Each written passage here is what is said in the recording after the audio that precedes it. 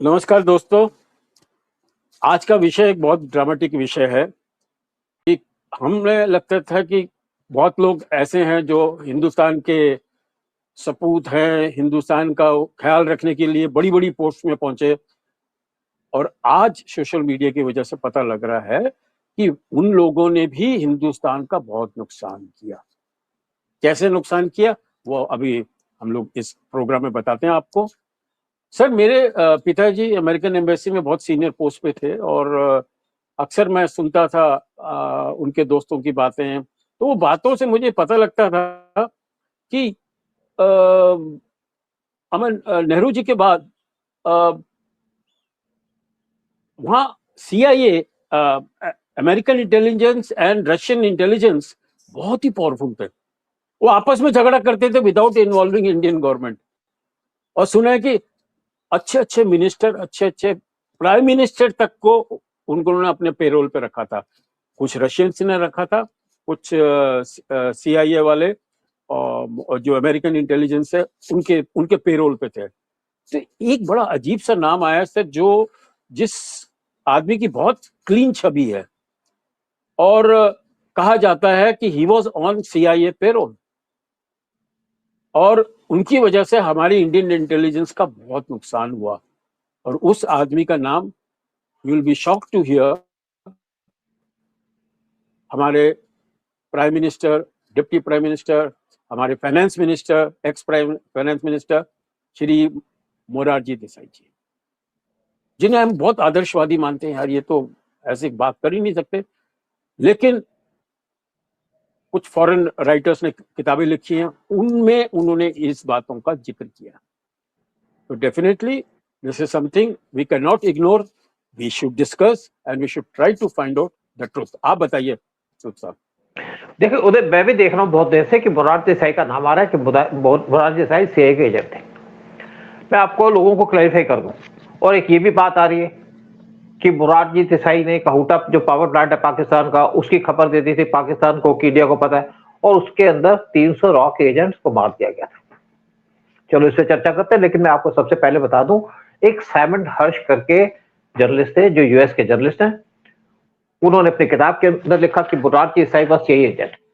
हुआ क्या कि उस टाइम पे वाशिंगटन के अंदर एक रॉ के ऑफिसर पोस्टेड थे जिनका नाम है एके वर्मा, बाद में रॉ के चीफ ही बने। उनसे इस राइटर ने पूछा कि कौन सा आदमी जो इंदिरा गांधी कैबिनेट में था वो सीआईए का एजेंट था। तो उसके ऊपर एके वर्मा ने कहा he was deputy prime minister, he was chief minister of state, he was finance minister and he was home minister. तो ये चारों चीजें मोरारजी देसाई के अंदर थी। जब गुजरात और महाराष्ट्र एक स्टेट थे तो मोरारजी देसाई उस टाइम पे चीफ मिनिस्टर थे वहां के सौराष्ट्र के, और डिप्टी प्राइम मिनिस्टर भी रहे, होम मिनिस्टर भी रहे और फाइनेंस मिनिस्टर भी रहे। तो इसके ऊपर मोरारजी देसाई पे उन्होंने फिक्स कर दिया कि ये आईएसए के एजेंट है। जब खबर आई तो मुझे तो पता था कि मोरारजी देसाई एजेंट नहीं। मैं इस पे बड़ा क्लियर कर दूं कि Morarji Desai was never CIA agent, लेकिन हाँ एक हमारा प्राइम मिनिस्टर सीआईए का एजेंट, उसके बारे में पूरी खबर बताएंगे। सीआईए रादर केजीबी का एजेंट है, उसके बारे में खबर बताएंगे। देखिए मोरारजी देसाई जब पीएम थे तो उन्होंने एक काम किया था कि इंडस्ट्री से, तो उन्होंने ट्रंप की तरह गोल्ड के प्राइस को इंक्रीज कर दिया था कि जिससे उनको फायदा हो। पर्सनल फायदे के लिए कुछ काम किए उन्होंने, लेकिन देश को कभी बेचा नहीं। जब इंदिरा गांधी हार गई तो उसके बाद मोरारजी देसाई प्राइम मिनिस्टर बने मार्च 1977 में और रहे जुलाई 1979 तक। आते उन्होंने काम क्या किया, उन्होंने कहा रॉ को 30% कट कर दो, क्योंकि उनका था कि रॉ काम कर रहा था इंदिरा गांधी के लिए इंटरनल अफेयर्स के अंदर, और आर एन कौर जो रॉ के हेड थे उन्होंने रिजाइन कर दिया। बाद में नंबर 2 जो थे शंकर नायर, उनको बुलाया, उनको कहा कट कर दो। उन्होंने थोड़ी एक्सप्लेन करने की कोशिश की, लेकिन मोरारजी देसाई ने उनकी एक बात नहीं सुनी, और उन्होंने ये भी कह दिया कि रॉ किसी भी तरीके से इंटरनल अफेयर्स में कनेक्टेड नहीं था, एक्सटर्नल काम कर रहे थे, हाँ है ना। तो लेकिन उसके बाद क्या है कि इन्होंने उसको भी हटा दिया। उसके बाद हम रॉ की पोस्ट को नीचे लाएंगे, डायरेक्टर की पोस्ट बना देंगे सेक्रेटरी से, तो उन्होंने मना कर दिया। शंकर नायर बड़े कैपेबल ऑफिसर थे। उसके बाद एनएफ संतुख बने रॉ के चीफ, जो एक पारसी थे, कोई उनकी इंटेग्रिटी पे डाउट नहीं कर सकता एनएफ संतुख की। लेकिन 30% जो कट किया गया उसके अंदर जो मेन हिस्सा आया वो पाकिस्तान का, क्योंकि रॉ के जो मेन ऑपरेशन थे पाकिस्तान के खिलाफ थे। हम अमेरिका के खिलाफ तो ऑपरेशन कर नहीं सकते, ना हमारे पास इतने पैसे हैं, ना ब्रिटेन या ऐसी कंट्री के खिलाफ नहीं। हमारा जो मेन टारगेट था पाकिस्तान था। चाइना में हमारी इन्फ्लुएंस लिमिटेड थी, तो उसके साथ साथ रॉ को नुकसान हुआ, और रॉ के जो एक बैच था रिक्रूटमेंट का वो डिसमेंटल कर दिया गया। रॉ की बिल्डिंग को शिफ्ट कर दिया गया, टूटी फूटी बिल्डिंगों में रॉ को शिफ्ट कर दिया गया, लेकिन इससे रॉ को नुकसान बहुत हुआ। लेकिन फिर ये भी कहा जाता है कि कहुटा का प्लांट बन रहा था पाकिस्तान का, तो कहुटा पावर प्लांट बन रहा था। उसके ऊपर ये मैं बात जरूर कह दूं कि रॉ के एक ऑफिसर थे वांगचुक, ये वो वांगचुक नहीं जो भी आपका एंटी इंडिया एक्टिविटी कर रहा है, उन्होंने जाकर के वहां पे अपना सोर्स भेजा, सोर्स ने जाकर के उसके आसपास सर्च किया, और जो नाई की दुकान थी वहां पे जाकर उसने बाल इकट्ठे किए, क्योंकि जितने साइंटिस्ट या लोग काम करते थे वहां पे आते थे, तो उसके अंदर ट्रेसेस भी थे कि यहाँ पे न्यूक्लियर के ट्रेसेस है। तो उसके बाद ये पता चला कहुटा प्लांट है। उस टाइम पे सैटेलाइट वगैरह तो थे नहीं, और एक मिस्टर जगन्नाथन थे, मेजर जगन्नाथन, जो जम्मू में पोस्टेड थे, उन्होंने भी पूरी सर्च करके वहां पे सोर्सेस इकट्ठे किए और सारी की सारी खबर दे दी कि हाँ प्लांट है यहाँ पे। लेकिन ये कहा जाता है खबरों के हिसाब से कि रॉ ने कहा था मुराद जी को कि हम इसको डिस्ट्रॉय करना चाहते हैं, और मुराद जी मना कर रहे क्योंकि पैसे की परमिशन लेनी पड़ती है इस चीज के लिए, पीएम से मना कर दिया। लेकिन इसके ऊपर लोगों ने कहा कि उन्होंने पाकिस्तान के प्रेसिडेंट को इन्फॉर्म कर दिया कि आपका कहुटा प्लांट है, उसके बारे में खबर है। तो उस टाइम पे 300 सोर्सेस को वहां पे जो रॉ के सोर्सेस थे, एजेंट थे, उनको मार दिया गया। देखिए, अगर कहुटा प्लांट की खबर थी, उसके ऊपर कह भी दिया कि मुराद हुसैन के प्रेसिडेंट से कहा कि हम इसको डिस्ट्रॉय नहीं करना चाहते, क्योंकि उसको डिस्ट्रॉय कर ही नहीं सकते थे, तो इसमें सोर्सेस की क्या बात आ गई? सोर्सेस का नाम तो नहीं दिया, इवन मुराद जी को नहीं पता होगा कि सोर्सेस कौन कौन से हैं। अब ये तो नहीं है कि कहुटा प्लांट के अंदर हमारे 300 सोर्सेस होंगे, एक या दो सोर्स होंगे, 3 होंगे बस, लेकिन उसकी डिटेल तो शेयर नहीं की गई। तो ये जो खबरें फैल रही है सोशल मीडिया पे, फेक खबरें हैं, एक्सजेनेटेड खबरें हैं। क्योंकि मैं देख रहा था एक बार किसी ने कहा जी जब आपके vice president Hamid Ansari Iran में पहुंचे थे तो रॉ के सारे यूनिट खत्म हो गए, सारा कुछ डिस्ट्रॉय कर दिया। ऐसे नहीं चलता, क्योंकि रॉ की जो नॉलेज है लिमिटेड नॉलेज होती है, वो सोर्स की नॉलेज हर एक को पता नहीं होती। अगर मेरा सोर्स है तो मेरे साथी को उसकी डिटेल्स ही पता होंगी। तो ये जो खबरें दी गई हैं गलत है और इसको मैनिपुलेटेड है। लेकिन एक और बात बता दूं, जैसे खबर आ रही थी कुछ आपको, हाँ बोलिए आप कंप्लीट करिए फिर मैं बोलता हूँ। नहीं, जैसे खबर आ रही थी कि ये वहां के सीएम थे, एक और आदमी था जो सीएम था स्टेट का, डिप्टी प्राइम मिनिस्टर भी रहा वो, और साथ में वो फाइनेंस मिनिस्टर भी रहा, होम मिनिस्टर भी रहा, जिसके पास 40 एमपी थे। इंदिरा गांधी कैबिनेट में था, इंदिरा गांधी को बता भी दिया गया था। हुआ क्या कि वो आदमी जब अपने स्टेट पे पोस्टेड था, उसके बाद जब दिल्ली आया तो उसी टाइम पे जो कॉन्सुलेट था वहां पे एक लेडी थी जो सीआई की काम करती थी, वो भी दिल्ली के अंदर ट्रांसफर हो गई। जब वो दिल्ली के अंदर ट्रांसफर हुई तो जिसका पता था कि सीआई की है, तो उसके ऊपर आईबी वाले वाच रखते थे उसके घर के आसपास। और एक दिन एक आदमी अपनी टोपी को रात के टाइम में, रात के 10 बजे के आसपास अपनी टोपी को पीठ यहाँ पे बगल में लगा करके, तो आपको पता है ना कांग्रेसी टोपी पहना करते थे, तो वो उस लेडी के घर में घुस गया। जो आदमी वहां पे अटेंड कर रहे थे उनका, ये तो फलाना आदमी है, मैं नाम लेना चाहता नहीं इस टाइम पे, कहो तो मैं ले भी सकता हूँ, मुझे पता भी है उसका नाम। तो उसने जब खबर दी कि अपने सीनियर को, तो उसने कहा भाई आप ऐसे खबर दे रहे हो यार, तू शराब पी के बैठा था। ऐसे मैं आपको, मुझे क्योंकि मेरे आईबी के दोस्त ने कहा जो उस टाइम पे यहाँ पे ड्यूटी में पोस्टेड था। तो उसके बाद नेक्स्ट डे उसने ड्यूटी लगा दी उस मिनिस्टर के घर पे भी और इस लेडी के घर में भी। तो एक दिन फिर ये रात को खाना खा करके अपने घर से निकला, एक टैक्सी में जो उसके घर के पास थी, टैक्सी में बैठा और उस लेडी के घर के पास उतर गया। तो वहां पे उसको चेस किया जा रहा था, और जब लेडी के घर के गया तो वहां पे भी जो लोग बैठे थे नोटिस कर लिया। उसके बाद खबर दी इंदिरा गांधी को, लेकिन इंदिरा गांधी ने कोई खबर इससे एक्शन नहीं लिया, क्योंकि अगर इंदिरा गांधी इमरजेंसी के टाइम में एक्शन लेती तो इंदिरा गांधी के 40 एमपी उसके साथ चले जाते और उस पर एलिगेशन लग जाती है इंदिरा गांधी के ऊपर, क्योंकि उसके खिलाफ है, तो इसलिए उसको एक्सपोज किया। ऐसे एक और आदमी था जो केजीबी के लिए काम करता था और उसके पास भी 40 एमपी से, तो इंदिरा गांधी ने उसको भी अपनी कैबिनेट के अंदर रखा। लेकिन जब वार हुआ 1971 का, तो वो आदमी डिफेंस मिनिस्टर था और उसने केजीबी के साथ मिलकर के पूरे आर्म्स के इक्विपमेंट को परचेज किया और हमारे डिफेंस सोर्सेज को स्ट्रेंथन किया। तो ये जो लोग जो बातें की जाती हैं कि आपके प्राइम मिनिस्टर ने अब देश को बेच दिया, ये गलत खबर है। एक प्राइम मिनिस्टर था जो केजीबी का एजेंट था, उसके बारे में बात करेंगे। चले सर, ये तो आपने शेर की बात दी, ये लोग तो थे, चलो इनके बारे में कंट्रोवर्सी है, हो सकता है, नहीं हो सकता, लेकिन डेफिनेटली मोरारजी भाई वाज बहुत ही आदर्शवादी और बड़ा स्ट्रॉन्ग हेडेड आदमी था जो कॉम्प्रोमाइज नहीं करता था कि, तो मुझे भी नहीं लगता कि he would go to that level of अपने देश के साथ धोखा करे सर। लेकिन 1.25 और 1.5 तो और भी हैं। एक आपके आई के बिल्कुल। गुजराल जी, एक आपके हाँ अंसारी साहब के तो किस्से भरे पड़े हुए हैं कि भाई किस तरह से आपकी रॉ को उन्होंने बर्बाद किया, एकदम तो नुकसान कराया। हाँ कि कई लोगों की जो जाने गई और पकड़े गए वहां पर विदेश कंट्री, फॉरेन कंट्री में, और वो कई सफर आज भी कर रहे हैं आके, तो वो तो उनके किस्से हैं। ये आई के गुजराल जी का भी बड़े काफी फेमस है sir, because he was a totally leftist in his mindset. हाँ बिल्कुल। उदय देखो ऐसा है, गुजराल के बारे में हमने पहले भी एक वीडियो बनाया था, उसके बारे में अलग बात करेंगे। गुजराल नेचुरली केजीबी का एजेंट था।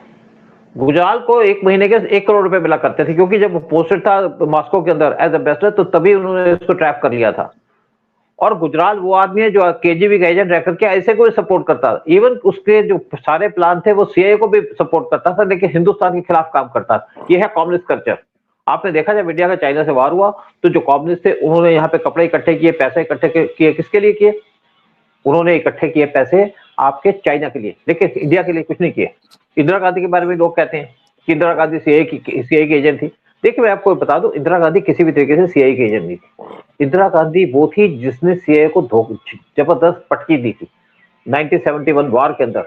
इंदिरा गांधी वो थी जिसने सिक्किम को इंडिया के साथ मर्ज किया था, जहां पे जो चौग्याल था उनका किंग, उसकी वाइफ एक यूएस की नेशनल थी, मिसेस कुक। और जब इंदिरा गांधी को पता चला कि मिसेस कुक सीआईए के एजेंट है, तो उन्होंने सिक्किम को इंडिया के साथ मर्ज कर दिया। बहुत से किस्से इंदिरा गांधी के। और इवन एक टाइम पे सीआईए क्या चाह रहा था, अमेरिका चाह रहा था कि जो एक आइलैंड है श्रीलंका के अंदर, ट्रिंकोमाली आइलैंड, वहां पे बेस बनाने की बात कर रहा था। तो इंदिरा गांधी ने आरएन काओ से कहा इसको करिए कुछ, तो आरएन काओ ने वहां पे एलटीडी खड़ी कर दी ताकि अमेरिका अपने बेस न बना सके। तो इंदिरा गांधी के खिलाफ जो एलिगेशन है वो गलत है। नेशनलिस्ट थी, देश के बारे में सोचती थी, देश के लिए जितना उसने काम किया है शायद मुझे लगता है कि किसी ने नहीं किया होगा मोदी को छोड़ करके। इन दोनों में बहुत कंपटीशन है, लेकिन इंदिरा गांधी एग्रेसिव थी। और अब मैं एक और बात बता दूं आपको। अब ये कहा जाता है कि जैसे बात की थी कि रॉ ने कहा था कि मुराद देसाई को कि हम चाहते हैं कि पाकिस्तान के न्यूक्लियर प्लांट को डिस्ट्रॉय कर दो।